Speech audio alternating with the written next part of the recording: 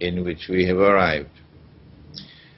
Your question pertains to the relations between Turkey and Russia, and that cannot be addressed without also incorporating into the answer the relations between the Ottoman Empire, which preceded Turkey, and Russia. And I want to look at the subject from a long-term perspective rather than looking at it only momentarily, a snapshot.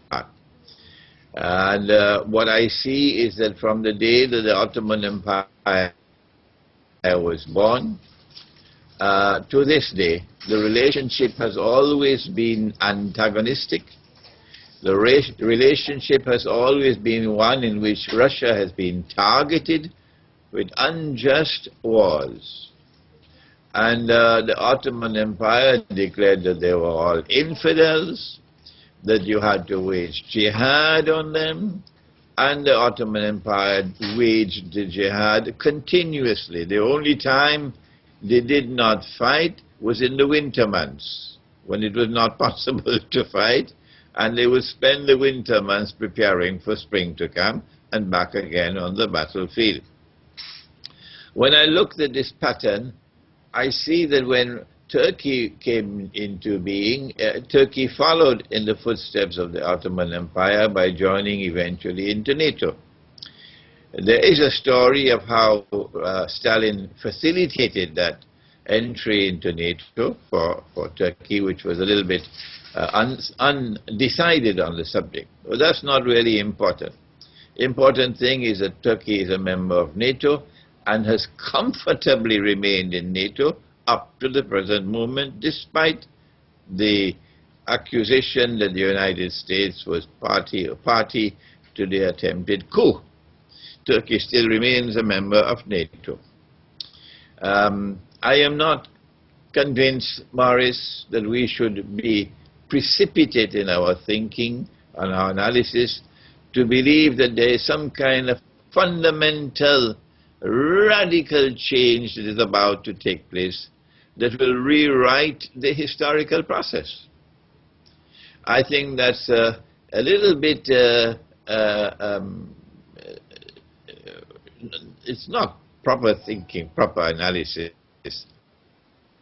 That suddenly Turkey is going to become an ally of Russia, and that Russia can trust Turkey, and that Turkey will then become an opponent of NATO.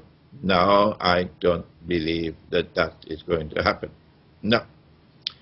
I believe, on the other hand, that Turkey will remain consistent with what it has functioned as in the historical process, in the present secular regime, plus the one that came before in the Ottoman Empire, namely playing a sinister role on behalf of Western Christianity and European Judaism, a sinister role in constantly targeting the Orthodox Christian world, and in particular Russia.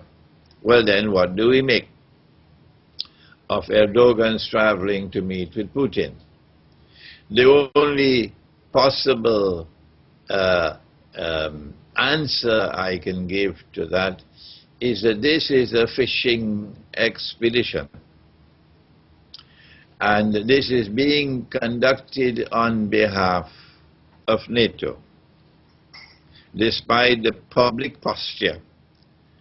I think it's a fishing expedition, and I think Turkey is attempting to see what it can do prior to the Great War, which is about to take place, what it can do to enter into Russia's embrace, to better be able to serve NATO's interests.